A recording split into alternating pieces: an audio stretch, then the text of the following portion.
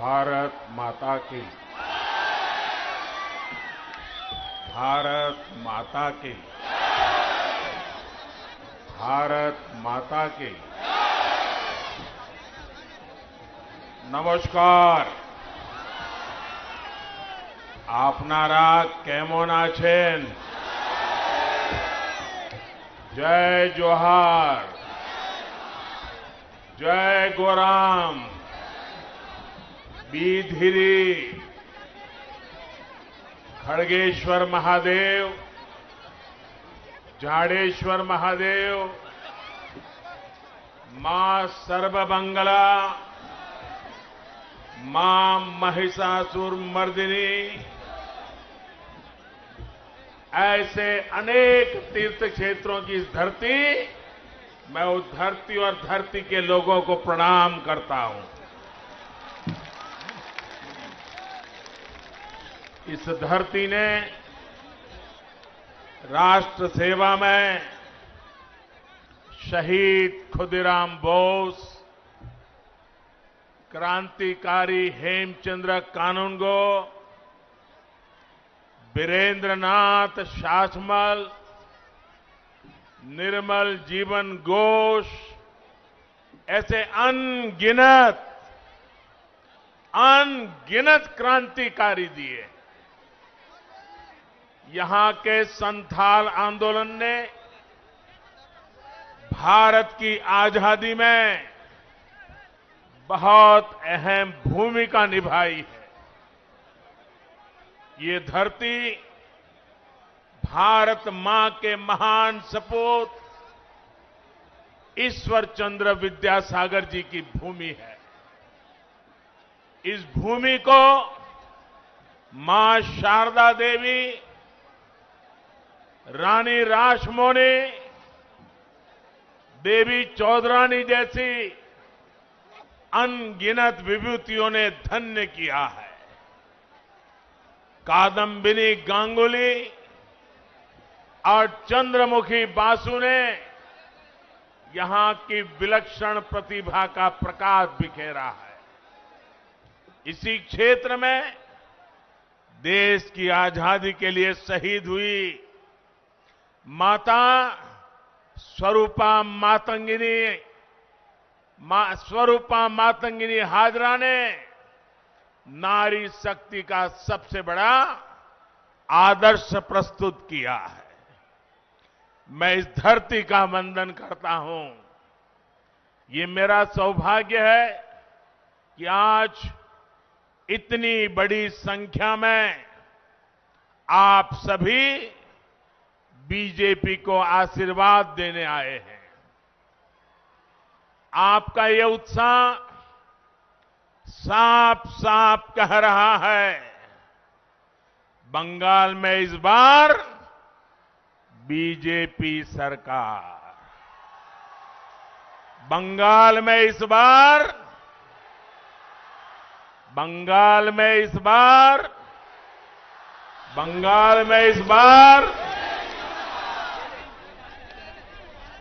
साथियों,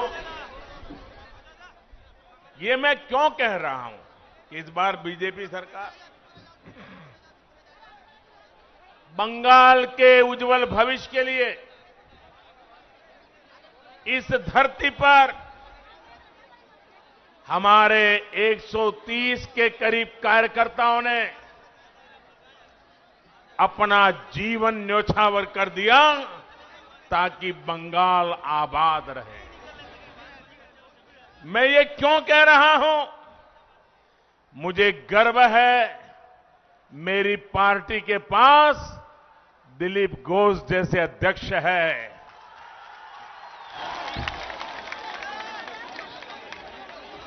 आज पार्टी को जिताने के लिए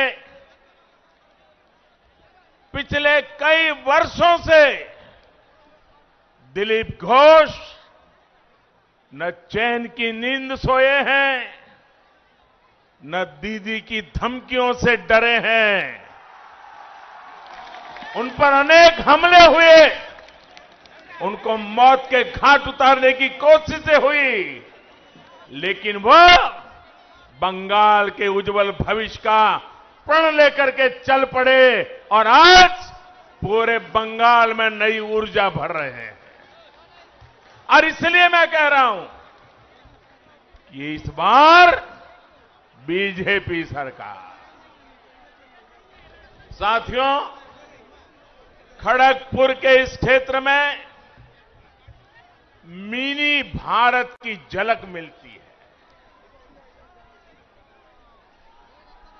भारत की विविधता, अलग अलग भाषाओं, बोलियों की ताकत यहां देखने को मिलती है।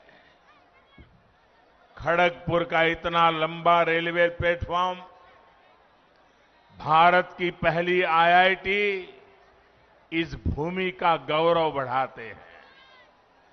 भारतीय रेलवे को मजबूती देने में यहां के लोगों का बहुत बड़ा योगदान रहा है। इस ऐतिहासिक भूमि पर मैं आप लोगों को असोल परिवर्तन का विश्वास दिलाने आया हूं। असोल परिवर्तन। आपने कांग्रेस के कारनामे देखे हैं, वाम दल की बर्बादी को अनुभव किया है और टीएमसी ने आपके सपनों को कैसे चूर चूर किया, पिछले 70 साल में यही देखा है। मैं बंगाल वासियों के कहता हूं, आपने 70 साल तक अनेकों को अवसर दिया है। हमें 5 साल का मौका दीजिए, हम 70 साल की बर्बादी को मिटा करके रहेंगे। बंगाल के मेरे भाइयों बहनों, एक बार आशीर्वाद दीजिए, एक बार आशीर्वाद दीजिए, हम अपनी जान आपकी भलाई के लिए खपा देंगे। सेवा का अवसर देखिए, हम कैसे असोल परिवर्तन लाकर दिखाते हैं। आपके जीवन की एक एक दिक्कतों को दूर करने के लिए हम सभी दिन रात मेहनत करेंगे। यहां जंगल महाल के इस पूरे क्षेत्र में कृषि की व्यवस्थाओं को सुधारा जाएगा। इस इलाके में सिंचाई सुविधाएं बढ़ाई जाएगी। कोल्ड स्टोरेज का नेटवर्क बढ़ाया जाएगा और इसका यहां के आलू पैदा करने वाले किसानों को भी लाभ होगा। हम छोटे उद्योगों को आगे बढ़ाएंगे, उनके लिए भी सभी प्रक्रियाओं को आसान बनाएंगे। हम इस क्षेत्र में स्वास्थ्य सेवाओं को सुधारेंगे, गांव-गांव में सड़कों का विस्तार करेंगे। हम इस क्षेत्र में शुद्ध पानी की समस्या को हल करेंगे। हर घर में पाइप से साफ जल पहुंचाएंगे। हम आदिवासी वनवासी संस्कृति की रक्षा के साथ उनकी भाषा, उनके गौरव को एक नई ऊंचाई देने के लिए प्रतिबद्ध है। साथियों, मैंने ब्रिगेड मैदान में कहा था कि बंगाल का बीजेपी पर कर्ज है। बीजेपी जनसंघ से निकली पार्टी है। जनसंघ के जन्मदाता नाम की, जनसंघ जन्मदाता जन्मदाता नाम की, जनसंघ जन्मदाता नाम होच्छे श्यामा प्रसाद मुखर्जी। जनसंघ के जनक इसी बंगाल के सपूत थे। इसलिए अगर यहां सही अर्थ में कोई बंगाल की पार्टी है तो वो सिर्फ और सिर्फ बीजेपी है। बीजेपी के डीएनए में आशुतोष मुखर्जी और डॉक्टर श्यामा प्रसाद मुखर्जी का आचार, विचार, व्यवहार और संस्कार है। इन्हीं संस्कारों को लेकर हम बंगाल के हर क्षेत्र को विकास की नई ऊंचाई पर पहुंचाना चाहते हैं। हम सिर्फ बंगाल में कमल ही नहीं खिलाना चाहते, बल्कि बंगाल के लोगों का भविष्य उज्जवल बनाना चाहते हैं।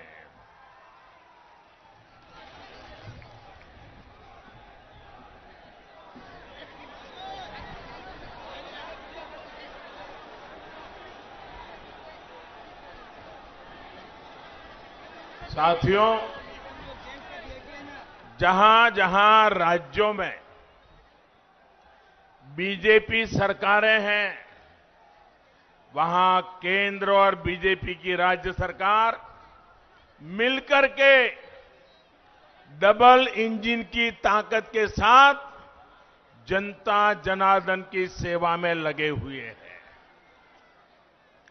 आप मुझे बताइए, अगर कहीं कोई गाड़ी, कोई बस कीचड़ में या गड्ढे में फंसी हो, अगर उसको बाहर निकालना हो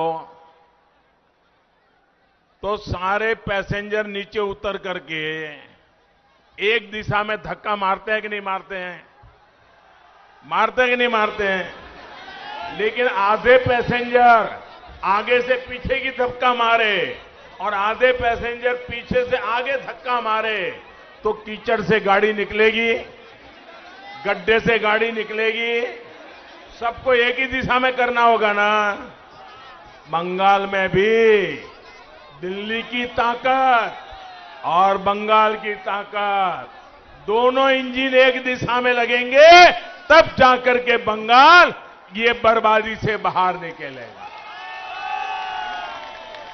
हम सबका साथ, सबका विकास और सबका विश्वास के मंत्र के साथ काम कर रहे हैं। लेकिन यहां पश्चिम बंगाल में दीदी, ये दीदी विकास की हर योजना के सामने दीवार बनकर के खड़ी हो गई है। आपने दीदी पे भरोसा किया, लेकिन दीदी ने आपको दुर्नीति दी, आपके साथ विश्वासघात किया। किया कि नहीं किया? विश्वासघात किया कि नहीं किया? आपके सपनों को चूर चूर कर दिया कि नहीं कर दिया? 10 साल में बंगाल को बर्बाद किया कि नहीं किया? और अब देखो, आज दीदी 10 औंगीकौर की बात कर रही है। 10 औंगीकौर। अरे दीदी,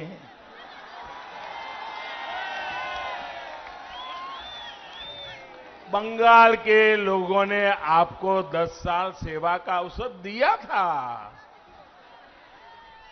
लेकिन आपने उन्हें लूट मार से भरे 10 साल दिए। आपने उन्हें 10 साल का भ्रष्टाचार दिया। आपने उन्हें 10 साल का कुशासन दिया। साथियों, आप मुझे बताइए, यहां केंदू पत्ता बेचने के लिए भी कट मनी देना पड़ता है या नहीं देना पड़ता है? कट मनी देना पड़ता है कि नहीं देना पड़ता है? आदिवासियों को भी देना पड़ता है कि नहीं देना पड़ता है?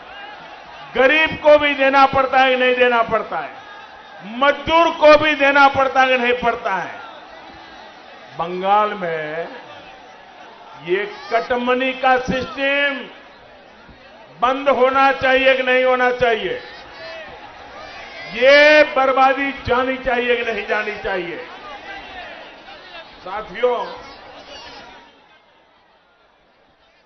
आप में से कुछ लोगों को शायद पता होगा, कल रात को 50-55 मिनट के लिए व्हाट्सएप डाउन हो गया, फेसबुक डाउन हो गया, इंस्टाग्राम डाउन हो गया। लोग अधीर हो गए, चिंता में पड़ गए, सबके मन में सवाल खड़े हो गए। 50-55 मिनट के लिए हुआ था, लेकिन सबको हो रहा था क्या हो गया। लेकिन भाइयों बहनों, दुनिया में तो 50-55 मिनट ये सोशल मीडिया की कुछ चीजें डाउन हो गई। यहां बंगाल में तो 50-55 साल से विकास ही डाउन हो गया है, विश्वास ही डाउन हो गया है, सपने ही डाउन हो गए हैं, संकल्प भी डाउन हो गए हैं। मैं आपकी अधीरता समझ सकता हूं।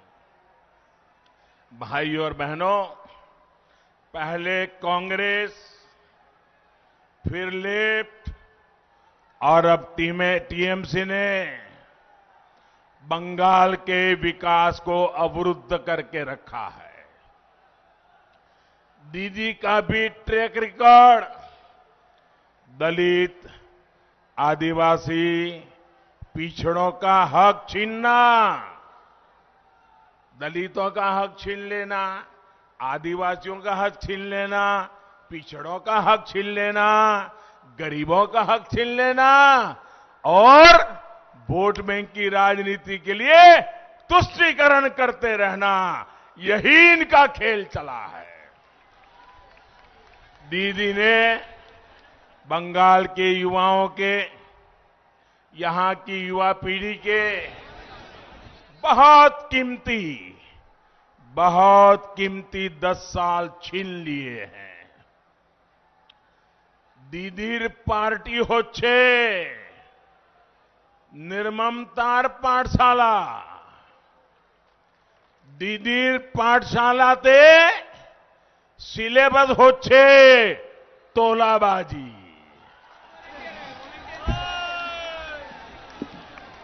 दीदीर पाठशालाते सिलेबस होच्छे कटमनी। दीदीर पाठशालाते सिलेबस होच्छे सिंडिकेट। दीदीर पाठशालात उत्पीड़ने ट्रेनिंग देवा होय, आराजो को तो ट्रेनिंग देवा होय। साथियों, आज पश्चिम बंगाल में शिक्षा की क्या स्थिति है, एक खड़गपुर के लोग बहुत भली भांति जानते हैं। शिक्षक भर्ती के नाम पर यहां का युवा कोर्ट कचहरी के चक्कर लगाने के लिए मजबूर है। भर्तियों के लिए जो बोर्ड, जो कमीशन बनाए गए, उन्हें भी टीएमसी काडर के हवाले कर दिया गया है। बहनों और भाइयों, शिक्षा को लेकर दीदी और उनकी पार्टी की सोच का एक और उदाहरण आज मैं आपको देता हूं। हमारे देश में 3.5 दशक के बाद, यानी करीब 35 साल के बाद नई राष्ट्रीय शिक्षा नीति लाई गई है। पूरे हिंदुस्तान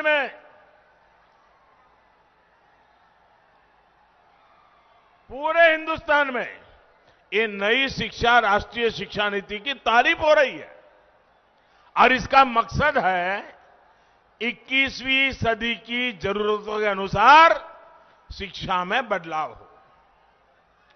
राष्ट्रीय शिक्षा नीति में शिक्षकों की ट्रेनिंग से लेकर स्किल अपग्रेडेशन तक अनेक प्रावधान किए गए हैं। और इसकी एक प्रमुख बात है, स्थानीय भाषाओं में पढ़ाई पर बल। टेक्निकल एजुकेशन हो, मेडिकल की पढ़ाई हो या फिर प्रोफेशनल कोर्स, इन सब में स्थानीय भाषाओं पर जोर दिया गया है। हम चाहते हैं कि गांव और गरीब का बच्चा और भी आसानी से डॉक्टर, इंजीनियर, मैनेजर, किसी कंपनी का सीईओ बन सके। आप मुझे बताइए भैया, गरीब का बच्चा भी डॉक्टर बनना चाहिए कि नहीं बनना चाहिए? गरीब का बच्चा भी इंजीनियर होना चाहिए कि नहीं होना चाहिए? गरीब की बेटी भी अपने सपने पूरे कर सके, ऐसी व्यवस्था होनी चाहिए कि नहीं होनी चाहिए? लेकिन भाषा के कारण उसके सपने चूर चूर हो जाते हैं। हमने कहा है गरीब का बच्चा भी डॉक्टर बन सके, उसलिए उसकी भाषा में हम पढ़ाएंगे और उसको डॉक्टर बनाएंगे। लेकिन दीदी को तो इसका भी विरोध है। दीदी की सरकार नई राष्ट्रीय शिक्षा नीति को लागू करने में मना कर रही है, आना कर रही है। दीदी को पश्चिम बंगाल के लाखों युवाओं के भविष्य की, उनके कैरियर की कोई चिंता नहीं है। मैं बंगाल के नौजवानों को भरोसा देता हूं। मैं बंगाल की माताओं बहनों को भरोसा देता हूं। मैं बंगाल के दलितों को, बंगाल के आदिवासियों को, बंगाल के पिछड़े लोगों को, बंगाल के गरीब लोगों को आश्वासन देना चाहता हूं। अब दीदी को बंगाल के युवाओं के भविष्य के साथ नहीं खेलने दिया जाएगा। वो कहती रहे खेला होवे,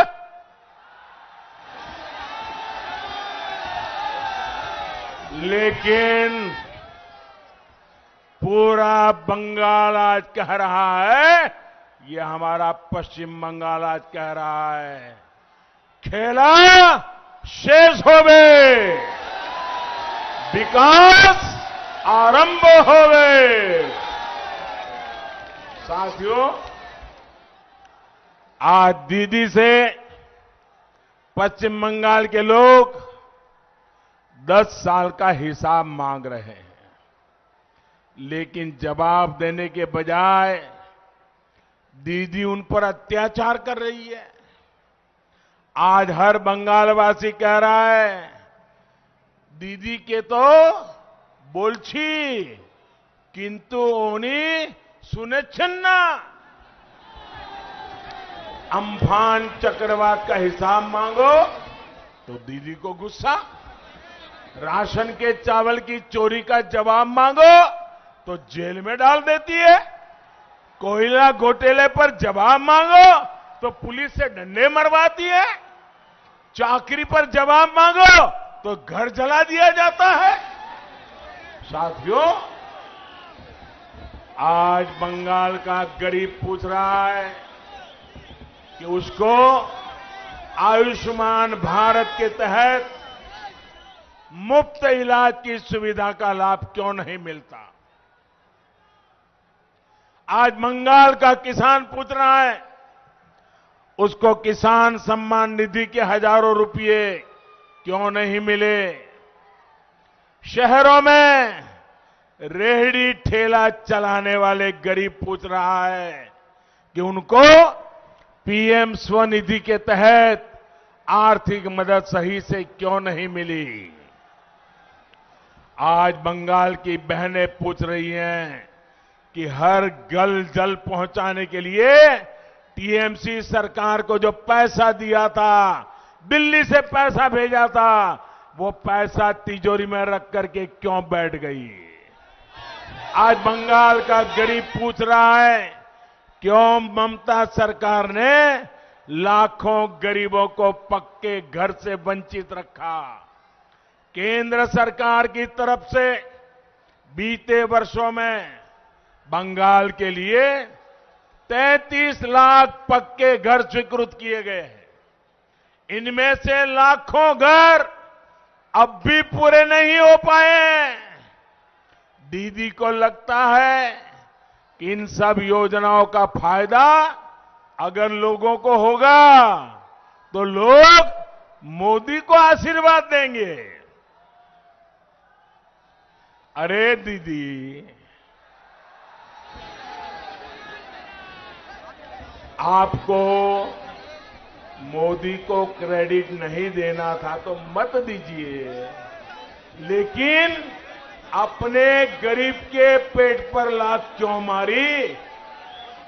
आपने रेहड़ी पटरी वालों के पेट पर लात क्यों मारी?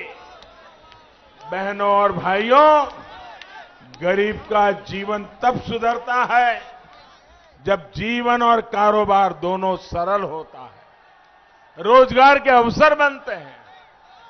खड़गपुर सहित पश्चिम बंगाल के अनेक शहरों में आत्मनिर्भर भारत के महत्वपूर्ण सेंटर बनने की भरपूर संभावनाएं। इन संभावनाओं पर भी टीएमसी सरकार ने लगातार चोट पहुंचाई है, प्रहार किया है। एक तरफ देश निरंतर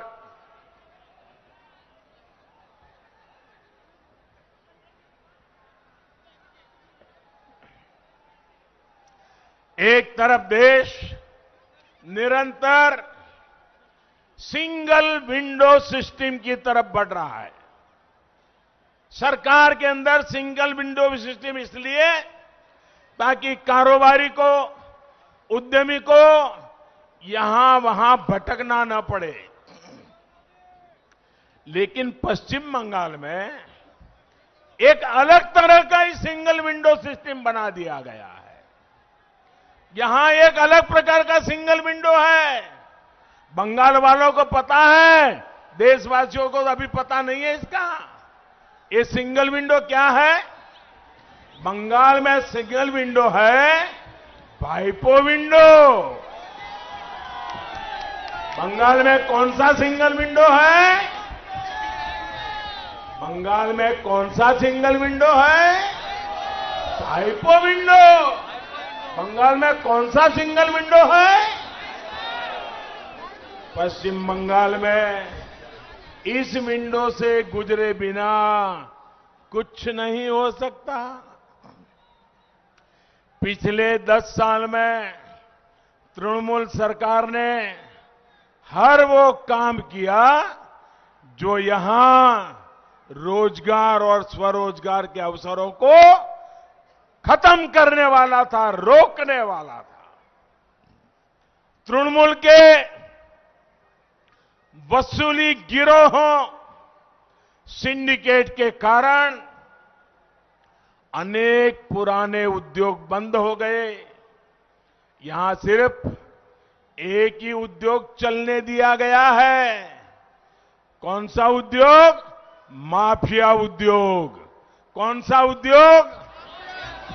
कौन सा उद्योग? माफिया उद्योग। सुवर्ण रेखा नदी पर और कसवती नदी में अवैध खनन के तार कहां से जुड़े हैं, ये यहां का बच्चा बच्चा जानता है। बंगाल में बीजेपी सरकार आने के बाद इन सभी पर सख्त कार्रवाई होगी, कानून का राज स्थापित किया जाएगा।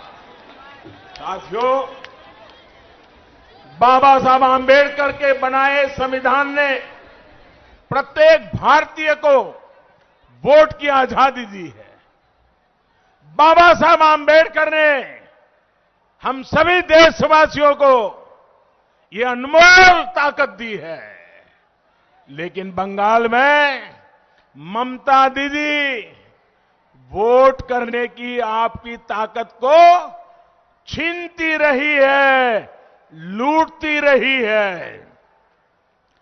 2018 में पंचायत चुनाव में जिस तरह दीदी ने आपके अधिकारों को कुचला, वो दुनिया ने देखा है।